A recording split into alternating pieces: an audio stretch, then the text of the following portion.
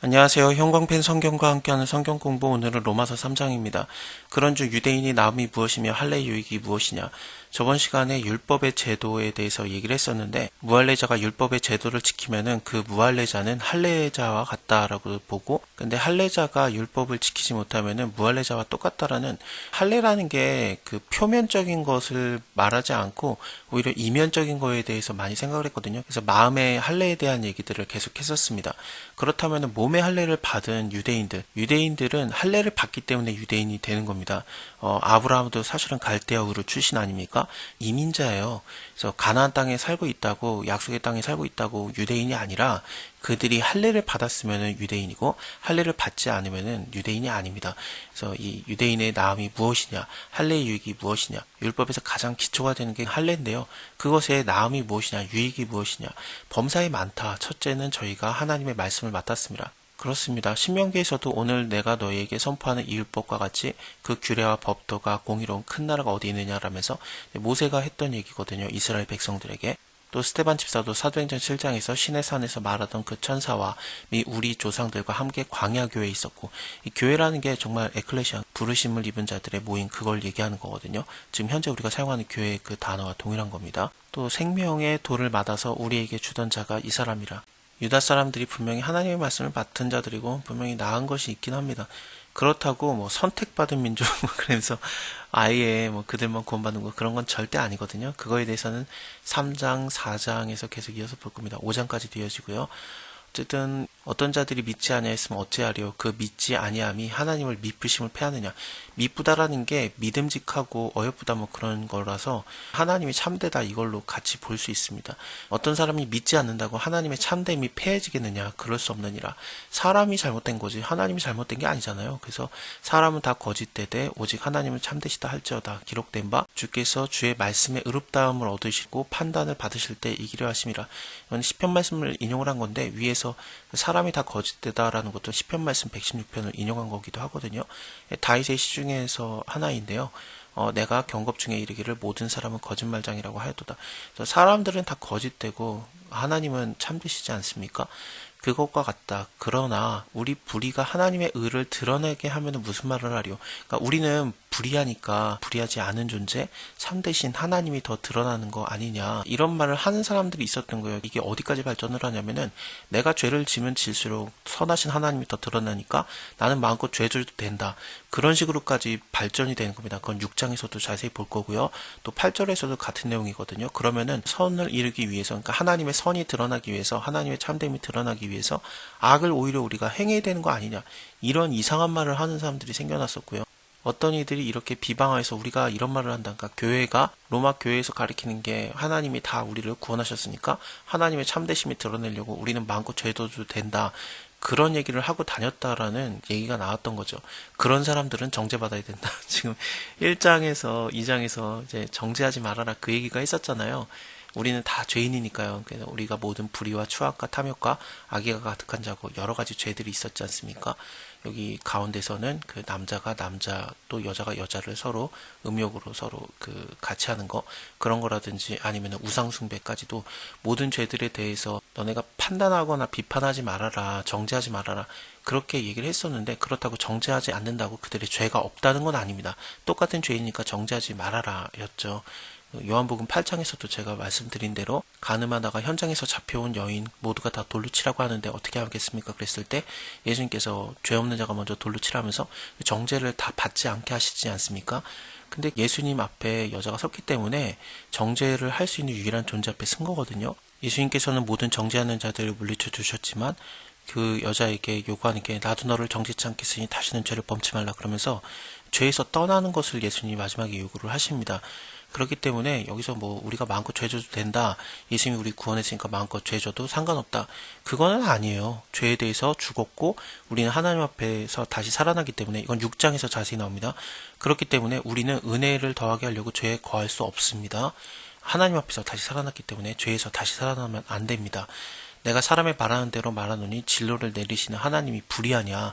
결코 그렇지 아니하니라. 만일에 그러면은 하나님께서 어찌 세상을 심판하시리요? 그러나 나의 거짓말로 하나님의 참되심이 더욱 풍성하여서 그의 영광이 되었으면은 어찌나도 죄인처럼 심판을 받으리요. 이렇게 내가 죄를 짓고 거짓말을 하고 그래서 하나님이 점점 영광이 드러나고 하나님이 선하심이 점점 드러난다면은 오히려 나는 죄인처럼 취급받으면 안 되는 거 아니냐, 이런 이상한 얘기들이 계속해서 나왔던 거죠. 또 그러면 선을 이루기 위해서 악을 행하자 하지 않겠느냐, 어떤 이들이 이렇게 비방하여서 우리가 이런 말을 한다고 하는데 저희가 정죄를 받는 것이 옳다, 그래서 그들은 이런 정죄를 받아야 된다. 바울이 이거에 대해서는 안 물러나요. 그거는 정죄받아 마땅하다. 다른 건 정죄하지 않아도 그것은 정죄받아야 된다. 그러면 어떻게 하겠느냐? 우리는 나으냐? 결코 아니라. 유대인이나 헬라인이나 다 죄 아래에 있다고 우리가 이미 선언하였느니라 기록된 바.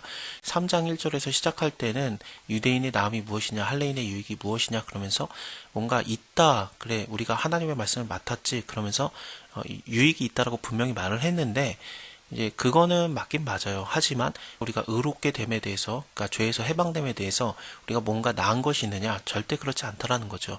유대인이나 헬라인이나 다 죄 아래 있다고 우리가 이미 선언하였느니라 기록된 바, 의인은 없나니 하나도 없으며 깨닫는 자도 없고 하나님을 찾는 자도 없고 다 치우쳐서 한 가지로 무익하게 되고 선을 행하는 자가 없나니 하나도 없도다.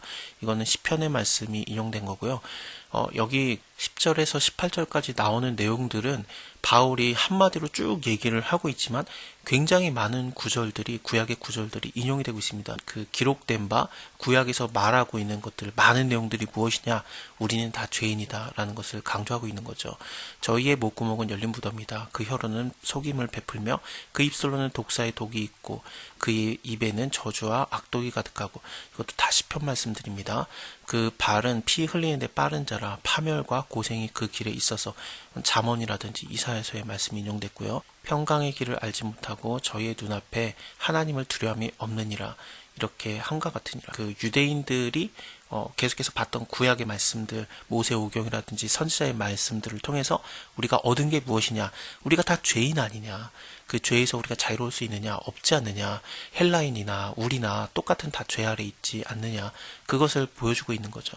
그렇게 되면은 율법이 우리를 구원시키는 게 아니라, 율법을 지킴으로써 우리가 의로움을 받는 게 아니라 어떤 다른 것이 우리를 의롭게 한다라고 더 강조가 되고 있습니다. 그래서 예수님에 대해서 이제 소개를 시켜줄 거거든요. 하나님의 의가 나타나는 것, 진짜 의로움이라는 게 무엇이냐? 그 의는, 하나님이 보여주신 의는 예수 그리스도다. 우리가 알거니와 무릇 율법이 말하는 바는 율법 아래 있는 자들에게 말하는 것이니 이는 모든 입을 막고 온 세상으로 하나님의 심판 아래 있게 하려 함이라. 에스겔서 16장 63절을 보면은 이는 내가 너의 모든 행한 일을 용서한 후에 너를 기억하고 놀라고 부끄러워서 다시는 입을 열지 못하게 하려 함이라. 죄에서 우리가 괴로워하다가 용서를 받게 되면은 그거는 그냥 하나님이 하신 일이라는 것을 깨닫게 된다는 거죠. 그러므로 율법의 행위로 그의 앞에 의롭다 하심을 얻을 육체가 없다. 율법으로는 죄를 깨달을 뿐이다. 그렇다고 율법이 필요 없다라는 건 아니에요. 이건 7장에서 좀 자세히 보겠습니다.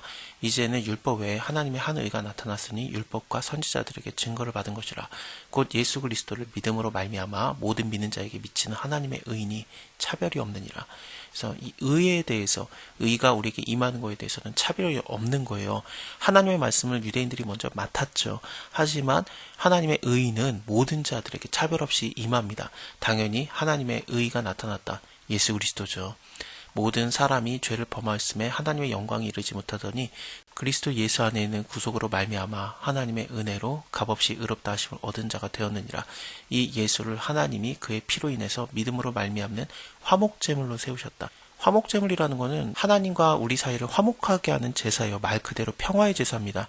우리가 죄인인데 하나님이 우리를 받아줄 수가 없죠. 죄의 싹은 사망이니까. 근데 하나님께서 우리가 죄인인 것을 인정을 하시고, 그게 죄가 괜찮다는 게 아니라 우리가 어쩔 수 없는 죄인인데 하나님께서 그거를 참아주고 우리와 교제하시고 구원하신다. 그 얘기를 하고 있는 겁니다. 그래서 화목제물을 드릴 때는 누룩이 있는 그런 것도 먹을 수 있고 그래요. 원래 누룩이 있는 거는 아무것도 못 먹게 돼 있었고 그렇거든요. 제물을 먹을 때는.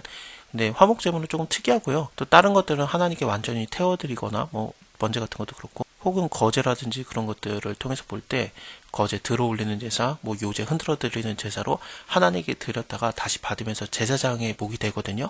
근데 화목제물은 하나님께도 드리고 제사장도 받고, 그리고 또 예배를 드리려고 왔던 그 제물을 바쳤던 예배자들도 함께 그것을 먹을 수 있는 굉장히 좀 화기애애한 모습의 예배입니다.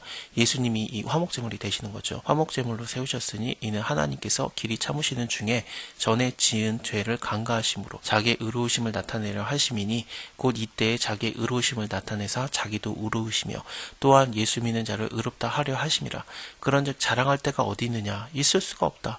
무슨 법으로냐? 행위로냐? 아니다. 오직 믿음의 법으로다. 그러므로 사람이 의롭다 하심을 얻을 것은 율법의 행위에 있지 아니하고 믿음으로 되는 줄을 우리가 인정하노라. 하나님은 홀로 유대인의 하나님뿐이냐? 또 이방인의 하나님이 아니냐? 진실로 이방인의 하나님도 되시느니라. 할례자도 믿음으로 말미암아 또는 무할례자도 믿음으로 말미암아 의롭다 하실 하나님은 한 분이시라. 그런즉 우리가 믿음으로 말미암아 율법을 폐하느냐? 그럴 수 없느니라. 도리어 율법을 굳게 세우느니라. 율법이 필요 없다라는 게 아니라 구약에서 말하는 율법이 뭐냐? 예수 그리스도에 대한 얘기 아니냐.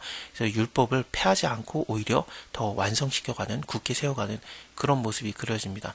그래서 4장에서 아브라함이 율법의 행위로서 의롭다함을 받은 게 아니라 율법이 주어지기 전에, 그러니까 할례가 주어지기 전에 무할례자로서 하나님께서 그를 의롭다 여기셨다는 것이 말씀이 이어질 겁니다. 이거에 대해서는 다음 시간에 보겠습니다. 감사합니다. 다음에 뵐게요.